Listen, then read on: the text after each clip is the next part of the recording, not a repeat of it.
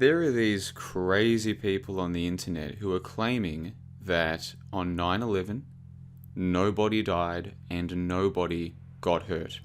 Okay? There are people who will say to you with a straight face that in their opinion, on September 11, where supposedly 3,000 people died, in fact, nobody died and nobody got hurt because the event was a hoax from start to finish. And I know that these people exist because I happen to be one of them. And so what happened recently was that I was invited onto a Canadian radio television show, and I accepted their invitation in good faith. They contacted me. I'd never heard of these people. They contacted me. We organised a date for me to go on the show, and we had that interview this morning. And I'm not going to say too much more about the interview other than it's available on YouTube for free. It's just been uploaded. I'll link to this in the info box below. There's so much I want to say about this interview. So much I want to say, but I don't want to bias or in any way predispose listeners to one way of thinking.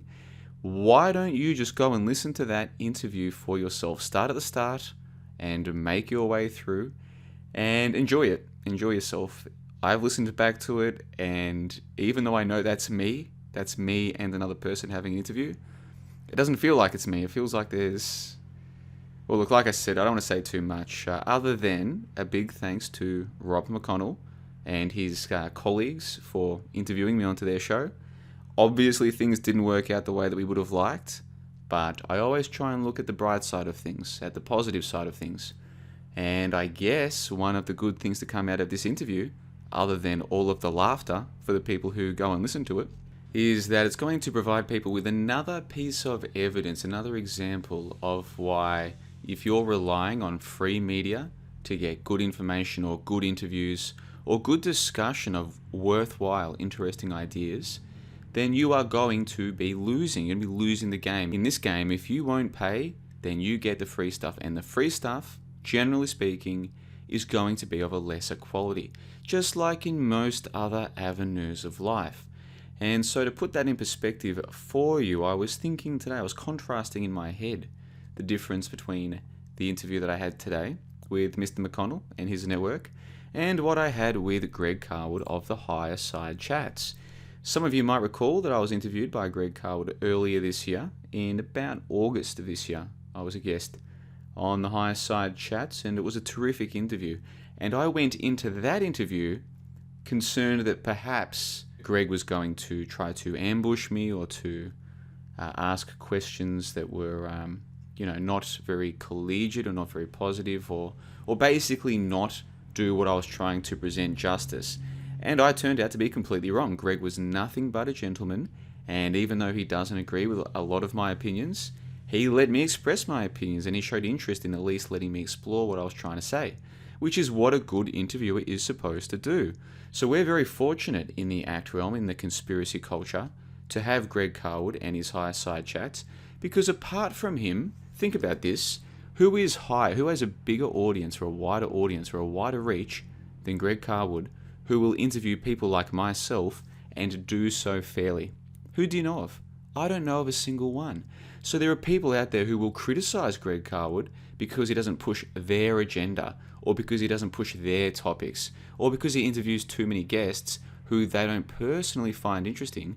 So they'll criticize Greg Carwood for that. But if you take a step back and think about it, other than Greg Carwood, serious question, what kind of person has an audience who would interview me with my opinions about 9/11 and so many other things and do the interview justice? I don't know of a single one. Not a single one. Who do you know who has a wider audience than Carwood, who is willing to talk to somebody like myself and discuss things like no planes on 9/11? Who do you know of? There isn't one. Now, the reason why Greg Carwood's website exists is because he has an audience base. Now, I don't know how many members he has. He could have hundreds. He could have thousands. I don't know. But it's clearly enough people to make it worth his time to do that full time, which is why he's releasing an episode one every week. So that's 4 or 5 per month. Plus, for his members, he does like this monthly live call-in show or something. So we're talking 5 or 6 things every month that he's doing, and his work is all post-produced. So those of you who have done this before, who have made podcasts, you know how much time goes into post-producing a podcast, how to make it sound good, make it sound professional, all of the booking time, trying to organize through emails. Are you going to be available on this day? Are you going to be available on that day? Yada, yada, yada. Then dealing with your web host and dealing with your podcast host and all the issues that come up with that. Or there'll be all these kinds of problems that you have to fix. So a lot of time and effort goes into all of this. And I'm willing to bet that if there was no money in it for Greg Carwood, he wouldn't do it. For the same reason why no one else will put all this time into this for no reason.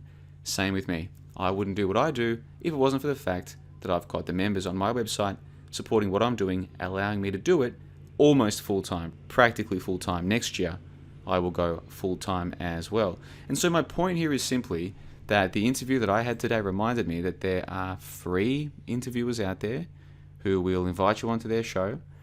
And before you know it, you find out that actually this person is going to mistreat you and do what you're trying to present no justice at all.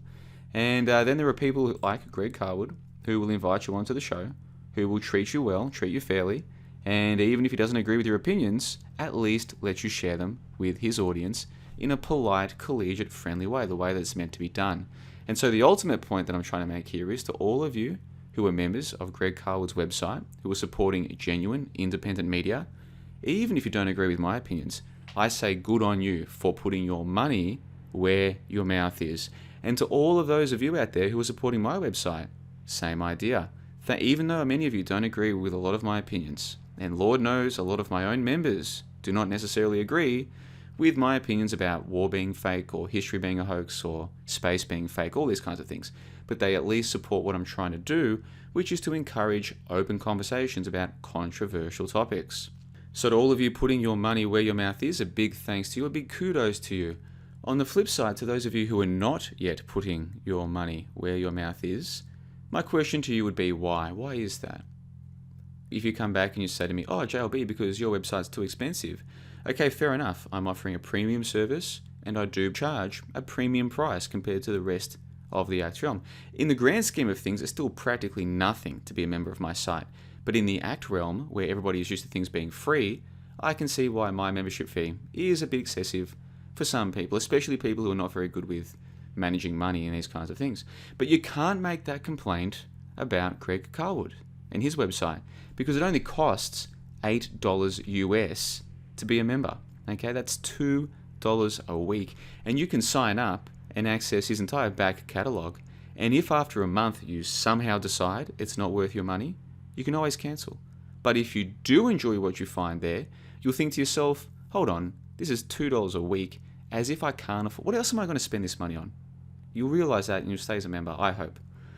Now, you might be thinking, well, why would I sign up, JLB? Okay, I get to listen to the second half of your interview with Greg Carwood, but what other topics does he talk about with his guests? And of course, the truth is that I personally find many of his guests to be woo-woo, la-la storytellers, these kinds of things, many of them. But I've been through his back catalogue and there's heaps of good stuff in there, including some recent stuff. My personal favourite interview that he's ever done, apart from our interview, which is by far one of the best interviews you will ever hear in any field, bar none. Apart from that, my favourite interview that Greg Carwood has done is from a couple of years ago with a guy called ATL Carver.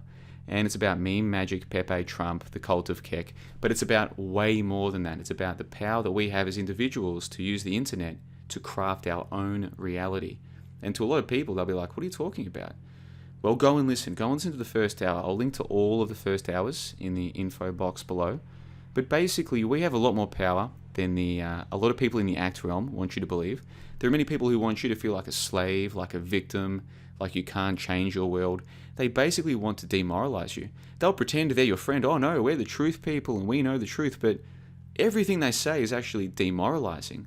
Whereas this ATL Carver guy, one of the things that he tries to share is this idea that actually we get to manifest our own reality. So like I said, I'll put a link to that in the info box below. Just recently, Greg interviewed a guy called Robert Bonomo, who previously I'd never heard of. And this is one of the best interviews I've ever heard. And again, I'll put a link to the first hour in the info box below.